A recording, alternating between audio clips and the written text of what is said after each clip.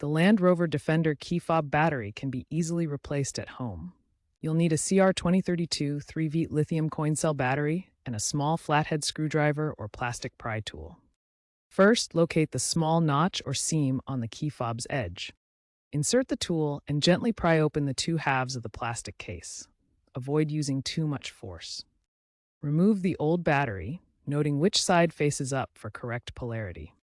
Insert the new battery with the positive side facing up, matching the old battery's orientation. Snap the two halves of the case back together securely. Test the key fob by pressing the lock and unlock buttons to ensure the remote functions work properly. This process takes only a few minutes and avoids costly dealership service.